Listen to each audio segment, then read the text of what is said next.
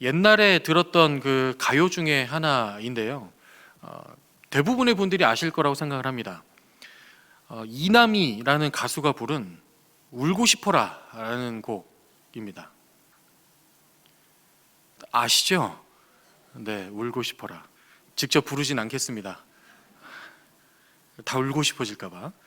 네, 근데 가사가 이래요. 그 가사 띄워주면 울고 싶어라. 울고 싶어라. 이 마음. 벌써 눈물이 나는 것 같지 않으십니까? 사랑은 가고 친구도 가고 모두 다. 떠나보면 알 거야. 아마 알 거야. 떠나보면 알 거야. 아마 알 거야. 이런 가사예요. 참 이 곡을 처음 들었을 때 와, 진짜 처량하다라는 생각을 좀 했었습니다. 세상을 다 잃은 것 같은 가사, 그런 노래 아닙니까? 사랑도 갔고 친구도 가고 모두 다 가버려서 혼자 남게 되어버린 이 상황, 모든 것을 다 잃어버린 것 같은 그런 아주 처량한 그런 느낌이 드는 그런 노래입니다. 이것처럼 사람이 상실감이 찾아올 때, 무엇인가를 잃어버렸을 때, 무엇인가 결핍을 느낄 때 그 외로움과 고독함을 느끼게 됩니다. 소중한 것을 상실해서 그것이 소중한 만큼 괴로움까지 느낀다고 합니다. 건강을 잃게 되거나 또 마음의 평안을 잃거나 아니면 직장을 잃거나 소중한 사람을 잃거나 뭔가를 잃었을 때, 그 큰 상실감이 있을 때, 그때 정말 괴롭기까지 하는 감정을 느낀다고 합니다. 거기에 아무도 없는, 주위에 아무도 없는, 모든 것을 다 잃어버리고 아무것도 없는 것 같은데 주위에 또 아무도 없는, 정말 혼자 남은 것 같은 그 감정까지 겹치게 되면 아주 깊은 우울감에 빠지게 되기도 한다라고 하더라고요. 내게는 모든 것들을 다 잃어버린 것 같고 나에게 아무것도 없는 것처럼 느끼게 되는 그때, 아무도 주위에 없을 때 정말 모든 마음이 다 무너지는 것 같은 그런 감정을 느끼게 됩니다. 이제 그럴 때 진정으로 자신을 위로해 줄 수 있는 딱 한 사람, 그럴 때 떠올려서 연락할 수 있는 그 딱 한 사람, 그 한 사람만 있으면 거기에 무너지지 않을 수 있다라는 기사를 본 적이 있었습니다. 모든 많은 사람들이 다 자신에게 등을 돌리고 떠나고 다 잃어버린다고 해도 그때 내가 위로받을 수 있는 그 한 사람, 나를 위로해 줄 수 있는 한 사람만 있다고 해도 무너지지 않을 수 있다. 무너지지 않더라. 이런 기사를 보았습니다. 혹시 여러분은 그런 상황을 겪으셨을 때 또는 그런 상황일 때 내 마음이 다 무너진 것처럼 느끼는 그때 누구에게 그 위로를 구하십니까? 어떤 사람이 떠오르실까요? 오늘 본문에 보면 이런 상태에 빠져 있는 한 사람을 만나게 됩니다. 극도로 외롭고 고독하고 큰 상실감에 빠져버린, 그 괴로움과 우울함에 빠져 있는, 하지만 위로해 줄 수 있는 사람이 아무도 없는, 아무것도 없는 그 혼자가 된 그 사람, 야곱입니다. 10절에 보면 이렇게 기록되어 있습니다. 야곱이 브엘세바에서 떠나 하란으로 향하여 간다. 야곱은 하란을 향해 떠났습니다. 자신의 고향인 브엘세바를 떠나서 하란을 향해 가고 있는데요.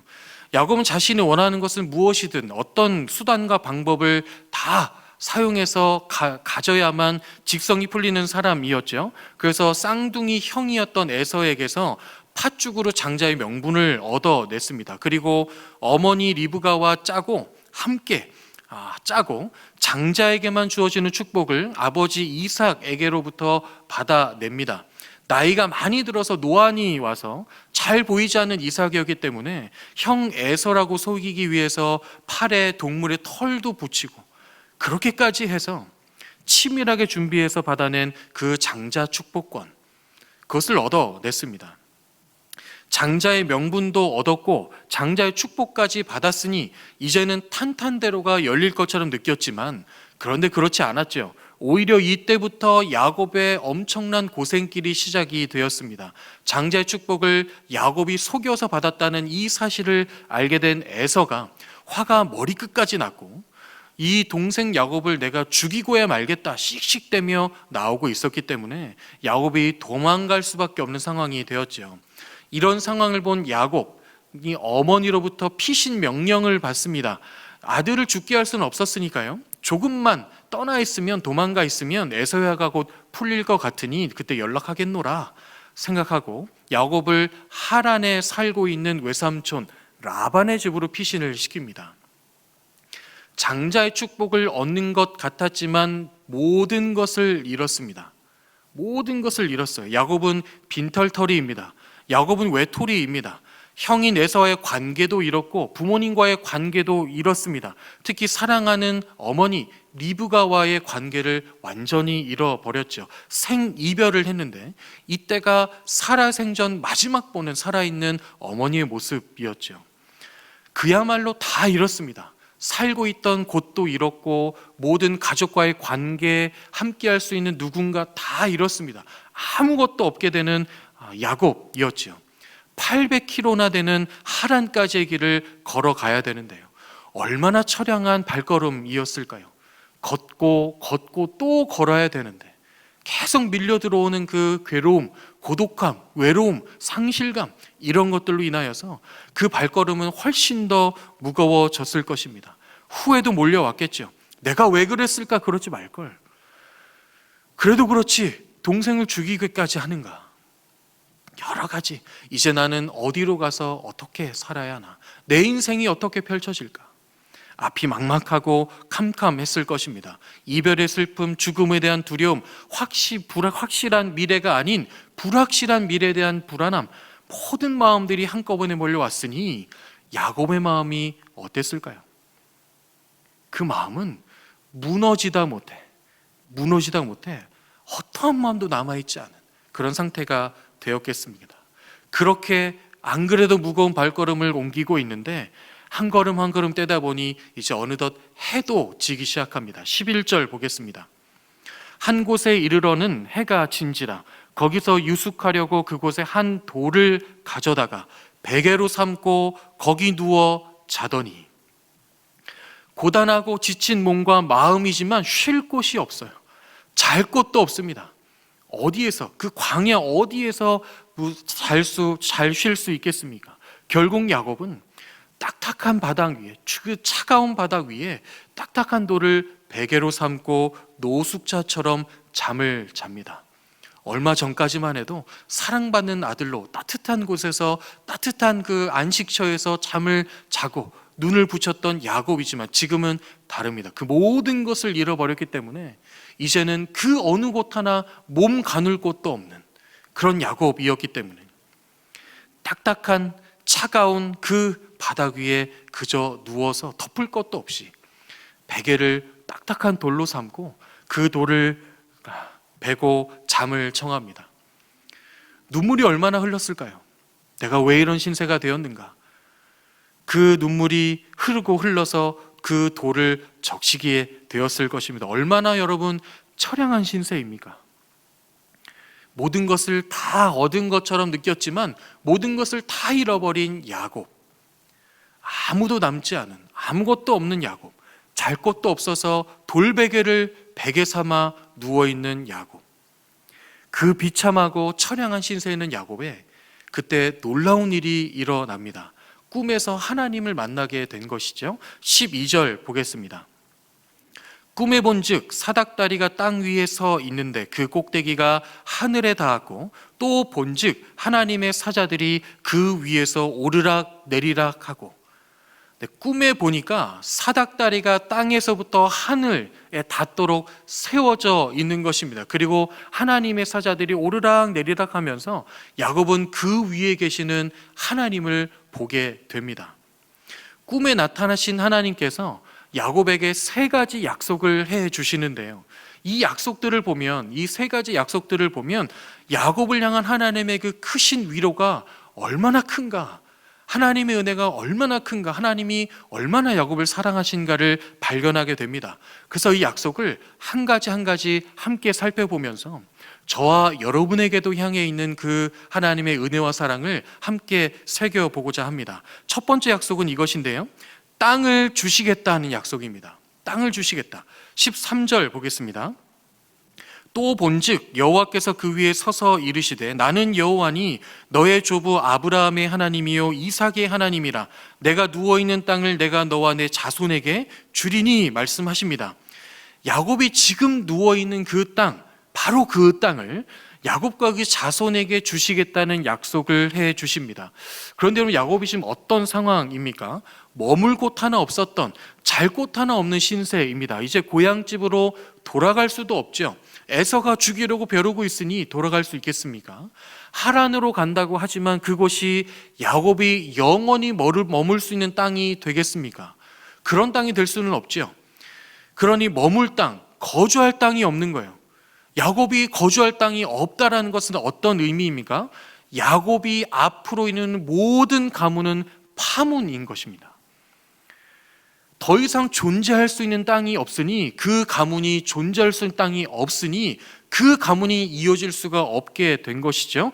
그런데 하나님께서 그런 야곱에게 땅을 주시겠다 말씀하십니다. 네가 거주할 수 있는 땅을 주겠다, 거기서 영원히 살게 하겠다 말씀하시고 약속하여 주시는 것이죠. 이 약속은 하나님이 야곱에게 평안을 약속하시는 것입니다. 갈 곳이 없고 머물 곳이 없고 살 곳이 없는, 정착할 곳이 없어 불안할 수밖에 없는 그 마음 가운데 내가 땅을 주겠다는 것은, 너희가 살 수 있는 땅을 주겠다는 것은 하나님이 평안을 약속하시는 것입니다. 네가 평안하게 살 수 있도록 내가 약속해 주겠다, 그것을 이루어 주겠다 약속을 하시는 것입니다. 머물건 땅을 마련해 주겠다. 아니, 이미 마련해 놓았다. 그러니 걱정하지 마라, 걱정하지 마라 말씀하시는 것이죠. 차가운 땅바닥에 누워서 돌베개 하나 놓고 자고 있는 인생이 하나님이 마련해 주신 그 땅에서 평안하게 살 수 있도록 하나님이 인도하시겠다는 하나님의 틀림없는 약속입니다. 그러니 여러분, 이 약속이 야곱에게 얼마나 위로가 되었겠습니까? 정처 없이 가고 있었던 야곱인데요, 어디로 가지? 어디서 살지? 걱정했던 야곱인데요, 그런 야곱에게 머물 수 있는 땅을 내가 마련해 두었다, 바로 그 땅이다 말씀하십니다. 지금 야곱은 그 땅에 서 있는 거예요. 그러니 얼마나 위로가 되고 안심이 되었겠습니까? 두 번째 약속은 이 첫 번째 약속보다 더 큰 위로가 되는 약속입니다. 두 번째 약속은 어떤 것인가 하면 자손을 주시겠다는 약속입니다. 14절 보겠습니다. 내 자손이 땅의 티끌같이 되어 내가 서쪽과 동쪽과 북쪽과 남쪽으로 퍼져 나갈지며 땅의 모든 족속이 너와 내 자손으로 말미암아 복을 받으리라. 야곱의 자손이 온 땅에 티끌같이 많게 할 것이다. 그들을 통해서 모든 곳이 복을 받게 할 것이다 약속하여 주십니다. 근데 야곱의 상황은 지금 결혼은커녕 누군가를 만날 상황도 아니잖아요. 그런데 그런 야곱에게 네가 앞으로 수많은 자손을 낳게 될 것이다, 너의 자손이 동서남북 꽉 차게 될 것이다, 아주 풍성하게 될 것이다, 이것을 약속하여 주시는 것이죠. 이 당시 문화에서 그 가문이 얼마나 잘 되어가고 있는가, 잘 세워지고 있는가, 이것을 판가름할 수 있는 것들 중에 중요한 지표 중 하나는 얼마나 자손이 많은가입니다. 그 가문이 얼마나 많아졌는가이죠. 그래서 이 하나님께서 야곱에게 이 자손이 많게 해주시겠다는 약속은, 그 약속은 그저 너의 자손이 많아질 거야가 아니고, 그 약속은 너에게 내가 풍요를 줄 거야 라는 약속입니다. 풍요롭고 풍성한 삶을 살게 할 거야, 내가 너의 삶을 그렇게 채울 거야 라고 약속하여 주시는 그 약속을 주고 계시는 것이죠. 그저 야곱 한 사람의 몸을 잘 살 수 있도록 하는 그 정도가 아니라 너를 통해서 수많은 자손이 이루어질 정도로 내가 풍성한 복을 너에게 줄 거야 라고 약속하시는 것입니다. 그러니 이 모든 의미를 모를 리가 없었던 야곱이 얼마나 큰 위로를 받았겠습니까? 하나님이 나를 살 수 있는 땅을 주시는데 그 땅에서 나의 자손이 모래알같이 많게 하신다, 먼지같이 많게 하신다고 약속하여 주시니 그 마음 가운데 있는 불안함과 두려움, 그 모든 마음들이 더 이상 남아있을 수 있었겠습니까? 그 하나님의 위로를 받고 그 은혜를 받게 되는 야곱입니다. 그런데 세 번째 약속은 이 앞에 두 가지 약속보다 훨씬 더 엄청난 약속입니다. 엄청난 약속을 해 주시는데요, 이 두 가지 약속을 지키기 위해서 어떻게 할 것인가를 약속하여 주시는 약속입니다. 마지막 세 번째 약속은 함께 하시겠다는 약속입니다. 함께 하시겠다. 마지막 15절 말씀은 저 여러분이 함께 봉독해 보겠습니다. 시작. 내가 너와 함께 있어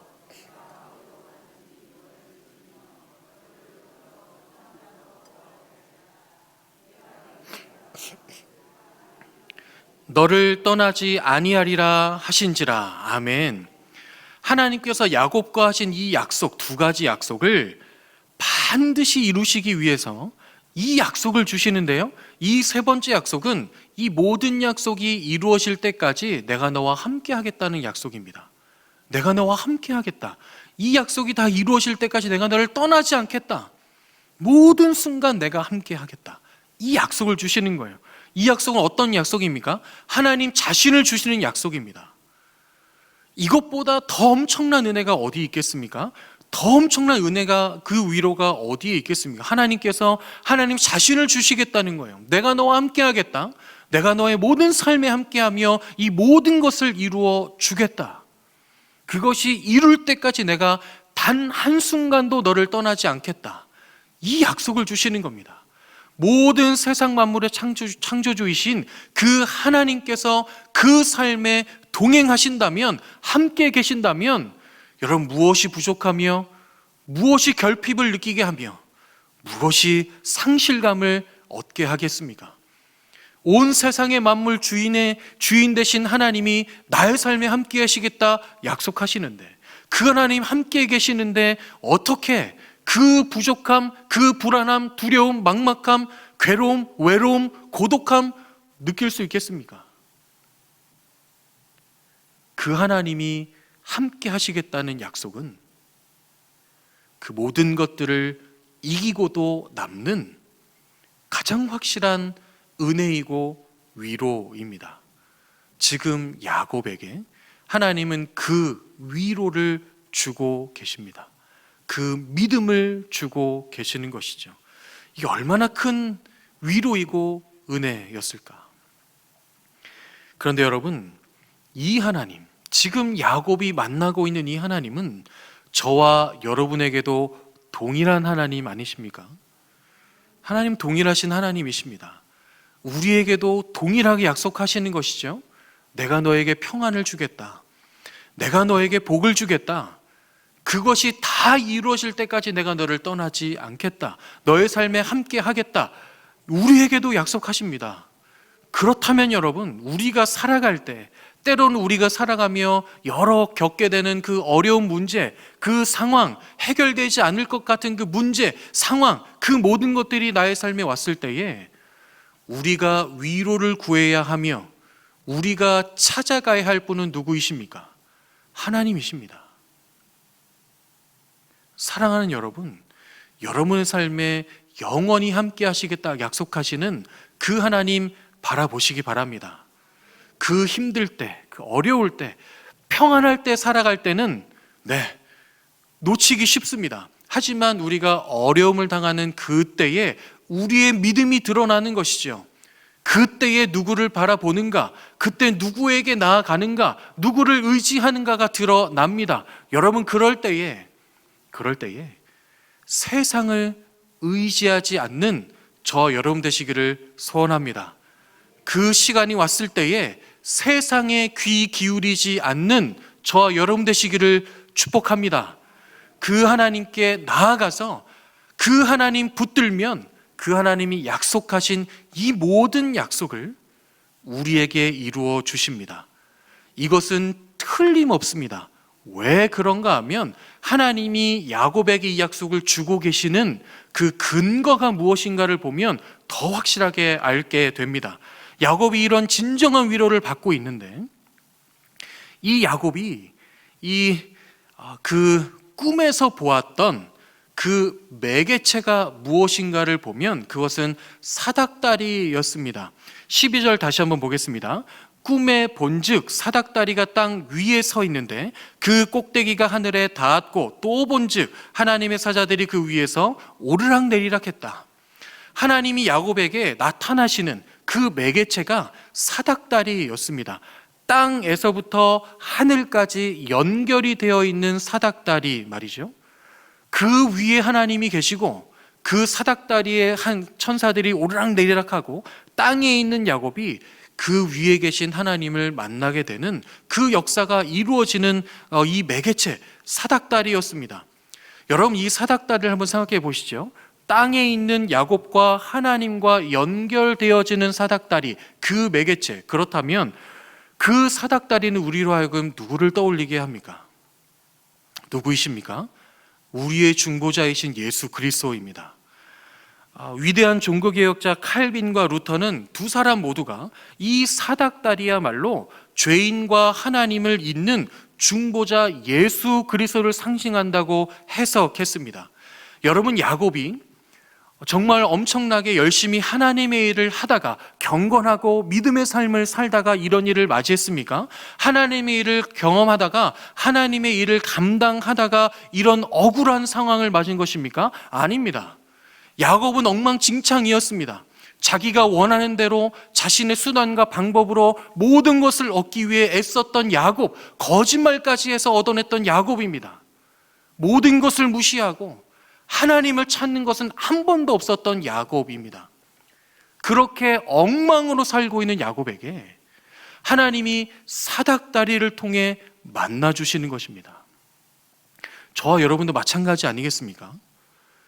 우리가 그 하나님의 은혜를, 그 하나님의 위로를 받을 수 있는 자격이 어디에 있습니까?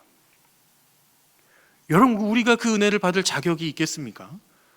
저와 여러분이 그 은혜를 받기에 합당한 삶을 살고 있습니까? 그렇지 않습니다. 저나 여러분 모두가 하나님 보시기에 때로는 엉망인 삶을 살고 있는 그런 인생들이죠. 그런 연약한 인생들입니다. 그런 우리를 위해서 하나님께서 연결해 주시기 위한 그 매개체로 예수 그리스도를 보내주신 것입니다. 영원한 우리의 중보자 되시는 예수 그리스도를 보내주셔서 우리의 모든 죄를 해결하시고 십자가의 죽음과 부활하심으로 말미암아 영원한 생명을 주시면서 하나님의 자녀로 다시 회복시키시면서 하나님과 우리를 연결시켜 주신 것입니다. 우리의 자격이 하나도 없고 우리의 공로가 하나도 없음에도 불구하고 하나님 그 예수 그리스도를 통해 우리에게 이 위로를 주십니다. 이 평안을 주십니다. 이 복을 주십니다. 우리와 함께 하십니다. 그렇다면 여러분, 이것이 얼마나 위대한 사랑이고 얼마나 위대한 은혜입니까? 세상은 얻을 수 없는, 오직 예수 그리스도를 통해서만 얻을 수 있는 그 평안이며 복이며 하나님과의 동행하는 발걸음입니다. 사랑하는 여러분, 예수 그리스도를 기억하시기 바랍니다. 우리의 영원한 중보자 되시며 우리와 함께 계시는 그 예수 그리스도, 우리의 모든 죄를 사하여 주시고 우리를 하나님과 다시 연결시켜 주시는 예수 그리스도, 그 예수님을 기억하고 붙들면 하나님이 약속하신 이 모든 약속이 우리에게 반드시 이루어집니다. 우리의 삶이 평안해집니다. 우리의 삶에 하나님의 복으로 가득하게 됩니다. 세상의 평안이 아니라 세상이 말하는 그저 잘 먹고 잘 사는, 나의 삶이 그냥 세상의 것들을 풍요로워지는 그런 풍요 말고 하나님의 생명력으로 풍요로워지는, 하나님의 은혜로 가득 차지는 그 삶, 그래서 세상의 기준이 아니라 하나님의 기준으로 풍요로운 삶, 하나님의 기준으로 복의 삶, 그런 삶을 살게 하십니다. 여러분, 그 하나님께 나아가시기 바랍니다. 네, 설교를 마무리하겠습니다. 오늘 야곱에게 주신 이 세 가지 약속, 저와 여러분에게도 동일하게 하십니다. 그 약속 이루시기 위해 예수 그리스도를 우리에게 보내주셨습니다.